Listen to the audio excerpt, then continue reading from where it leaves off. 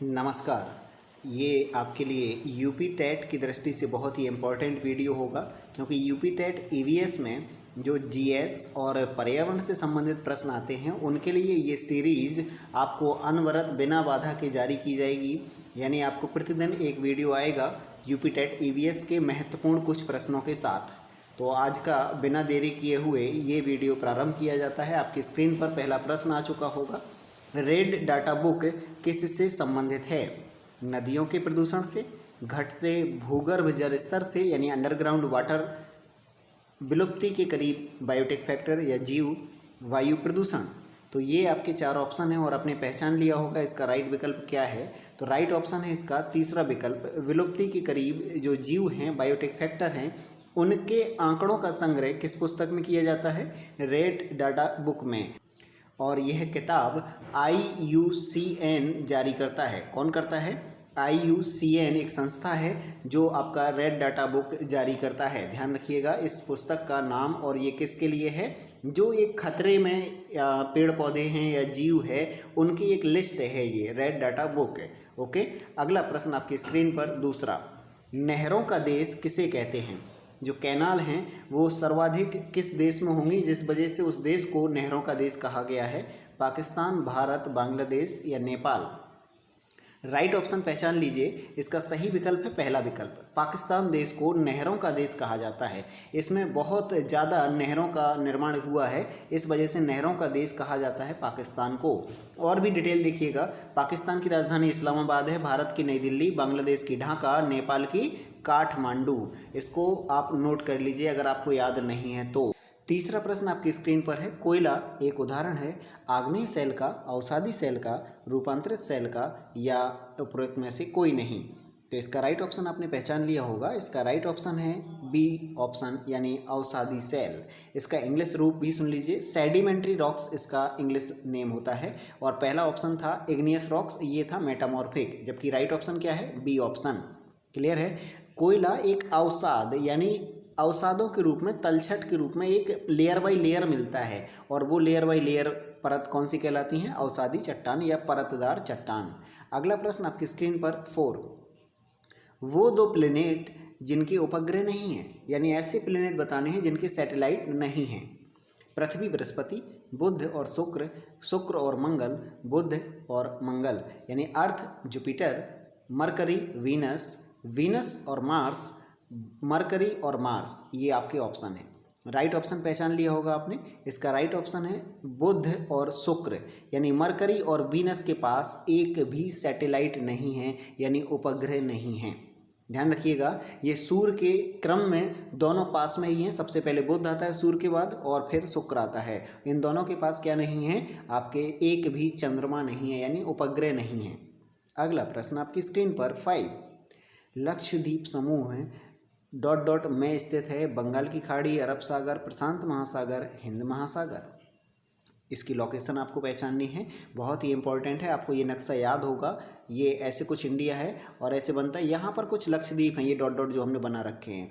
तो कहाँ होगा? ये पूरा अरब सागर है। तो इसका राइट ऑप्शन हुआ दूसरा विकल्प, यानी अरेबियन सी में लक्षद्वीप, जिसे सागर पुत्र भी कहा जाता है, सी सन कहा जाता है, यानी समुद्र पुत्र के नाम से जाना जाता है लक्षद्वीप को। ध्यान रखिएगा अरब सागर में स्थित है, भारत के पश्चिम दिशा में। अगला प्रश्न आपकी स्क्रीन पर 6, निम्नलिखित में से किस क्षेत्र को विश्व का फलोद्यान कहा जाता है? भूमध्य रेखीय प्रदेश या भूमध्य सागरीय या शंकुधारी वन या शीतोष्णकटिबंधीय वनों को? तो विश्व का फलोद्यान राइट ऑप्शन, सर्वाधिक फल जो उगते हैं वो है भूमध्य सागरीय क्षेत्र यानी मेडिटेरियन रीजन में। भूमध्य सागर के आसपास विश्व के सर्वाधिक फलों का उत्पादन होता है, इस वजह से विश्व का फलोद्यान भूमध्य सागरीय क्षेत्र को कहा जाता है। अगला प्रश्न आपकी स्क्रीन पर 7, निम्नलिखित में से किसे संसार की छत, रूफ ऑफ द वर्ल्ड कहा जाता है? अरावली, सतपुड़ा, पामीर, विंध्यन। आपने पहचान लिया होगा, बहुत ही सिंपल प्रश्न है। सी ऑप्शन, पामीर के पठार को क्या कहा जाता है? संसार की छत। और ध्यान रखिएगा यहाँ अगर ऑप्शन पामीर हटा दिया जाए और तिब्बत रख दिया जाए, तिब्बत का पठार, तब भी आंसर क्या हो जाएगा? तिब्बत का पठार। ध्यान रखिएगा ऑप्शन 2 में से एक ही आते हैं। अगला प्रश्न आपकी स्क्रीन पर 8, निम्नलिखित में से कौन सा संसार का सबसे बड़ा मरुस्थल है? सबसे बड़ा बिगेस्ट डेजर्ट कालाहारी, गोबी, सहारा या थार मरुस्थल? तो इसका राइट ऑप्शन पहचान लिया होगा। सहारा डेजर्ट विश्व का सबसे बड़ा मरुस्थल है और ये अफ्रीका महाद्वीप के उत्तर में स्थित है। अफ्रीका महाद्वीप में ही कालाहारी डेजर्ट है। गोबी चीन और मंगोलिया देशों के बीच में है एशिया महाद्वीप में। थार मरुस्थल भारत पाकिस्तान में स्थित है। ध्यान रखिएगा इनकी लोकेशन। अगला प्रश्न 9 आपकी स्क्रीन पर, 16 घास स्थल कहाँ पाए जाते हैं? 16 ग्रासलैंड जो हैं वो कहाँ पाए जाते हैं? पूर्वी घाट, पश्चिमी घाट, हिमालयन रीजन या विंध्याचल रीजन? तो राइट ऑप्शन पहचानिएगा। इसकी हम लोकेशन मैप में बना के दिखा रहे हैं, देखिएगा। ये इंडिया का कुछ नक्शा है ऐसे, और ये आपका कहलाता है पश्चिमी घाट। ये वेस्टर्न घाट है और ये ईस्टर्न घाट है, ध्यान रखिएगा। और पश्चिमी घाट में ही क्या पाए जाते हैं? आपके 16 घास स्थल। तो दूसरा विकल्प सही है, ध्यान रखिएगा। 16 ग्रासलैंड एरिया कहाँ पाए जाते हैं? पश्चिमी घाट। अगला प्रश्न आपकी स्क्रीन पर 10, भारत में पेलिकन पक्षी कहाँ प्रजनन करते हैं? तो इसका राइट ऑप्शन सुनिएगा। चारों विकल्प आपकी स्क्रीन पर हैं। नीलापट्टू, क्रंथनकुलम या कोकोरे वेल्लूर या उपरोक्त सभी? तो राइट ऑप्शन ध्यान रखिएगा। ये जो रीजन आपके दिए गए हैं, लेक्स हैं कुछ, और ये आपके आंध्र प्रदेश भारतीय राज्य में ये स्थित हैं। तो इसका ऑप्शन डी सही होगा। उपर्युक्त सभी पेलिकन पक्षियों के प्रजनन केंद्र हैं। अगला प्रश्न आपकी स्क्रीन पर 11, मिनामाता रोग ऐसी मछली खाने से होता है जिसमें अधिक पाया जाता है। क्या अधिक होता है? आर्सेनिक, पारा, मरकरी या उपर्युक्त सभी? राइट ऑप्शन पहचानिएगा, बहुत बार प्रश्न आया है ये। तो इसका राइट ऑप्शन है पारा। पारा की अधिकता जिस मछली में होती है, अगर उसे हम खाएंगे तो एक रोग होता है जो मिनामाता खाड़ी जापान के नाम से जाना गया है। तो मिनामाता रोग हो जाता है पारे की मछली खाने से, यानी पारे का अगर अंश मछली में है और अगर ह्यूमन उसे खाएगा तो उसको कौन सा रोग हो जाएगा? मिनामाता रोग। अगला प्रश्न आपकी स्क्रीन पर 12, इनमें से कौन भारत का प्रथम मुख्य न्यायाधीश है? सिंपल प्रश्न है। हीरालाल जेकानिया, एस आर दास, मेहर चंद महाजन, एम पतंजलि शास्त्री?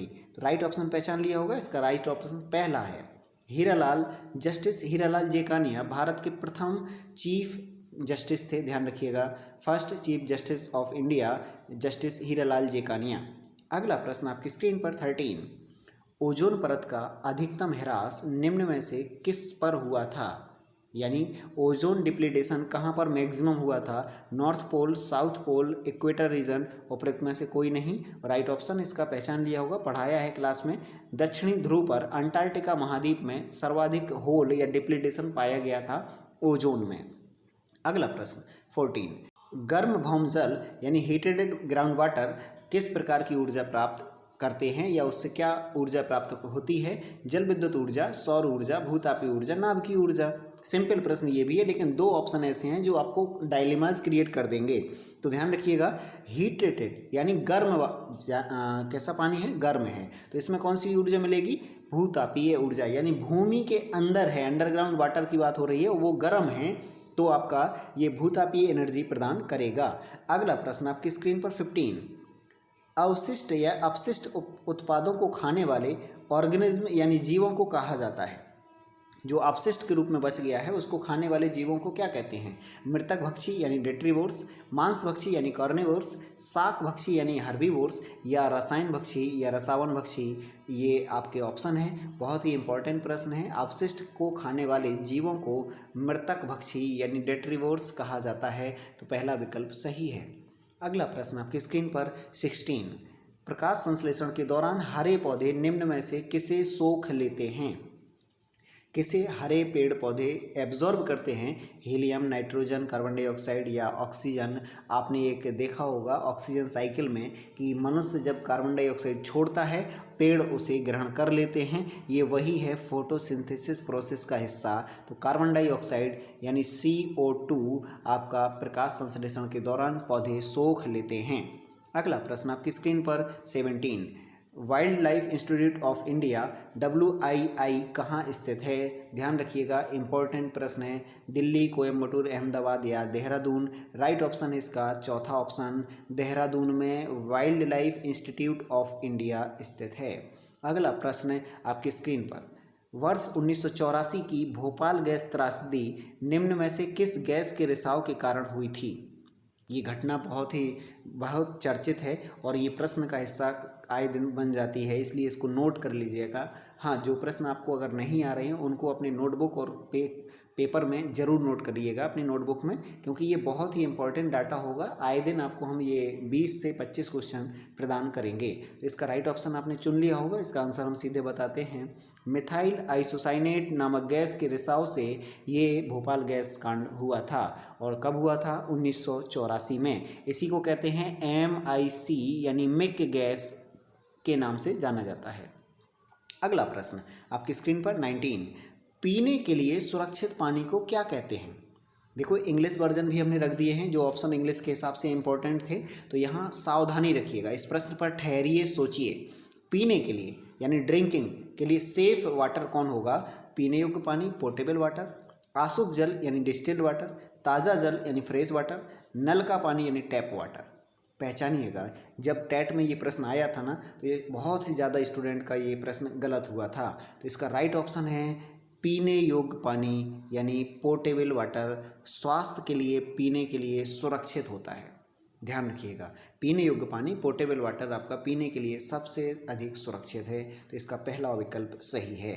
अगला प्रश्न आपकी स्क्रीन पर 20, जड़ी बूटियों की रानी, भारत की सबसे पवित्र जड़ी बूटी। इस औषधि पौधे को हिंदू धर्म में महत्व है और इसका वानस्पतिक यानी साइंटिफिक नेम ओसीमम सैक्टम है। इसको सामान्यतः किस नाम से जाना जाता है? तो ये सामान्य रूप में पूछा गया है, तुलसी, धनिया, अजवाइन के फूल या रोजमेरी के नाम से जानते हैं। राइट ऑप्शन है इसका पहला विकल्प, यानी किस नाम से? तुलसी के नाम से जानी जाती है ये ओसीमम सैक्टम। क्लियर है? अगला प्रश्न आपकी स्क्रीन पर ये रहा, MS स्वामीनाथन एक ... हैं, क्या हैं? ये कमेंट बॉक्स का क्वेश्चन है। पत्रकार थे, वैज्ञानिक थे, पारिस्थितिक वैज्ञानिक या पक्षी वैज्ञानिक? तो इस प्रश्न का आंसर आप सभी से उम्मीद करेंगे हम कि आप कमेंट बॉक्स में ज़रूर लिख भेजिए आपके अनुसार जो सही हो, और अगले कल के वीडियो में इसका हम आंसर सही बताएंगे।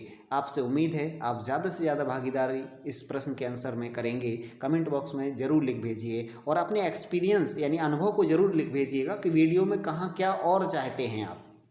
जिस क्वेश्चन में अगर दिक्कत हुई है, समझ में कम आया है, तो ज़रूर बताइएगा कि आपको उस प्रश्न को हम अगले वीडियो में और अधिक एक्सप्लेन कर पाएँ। क्लियर है? आपकी जो भी डिमांड हो, क्वेश्चंस कॉन्स्टिट्यूशन के ज़्यादा करें या यूपी के करें, तो आप बताते जाइएगा, लेकिन हम सभी एरिया के क्वेश्चंस आपको प्रोवाइड करेंगे।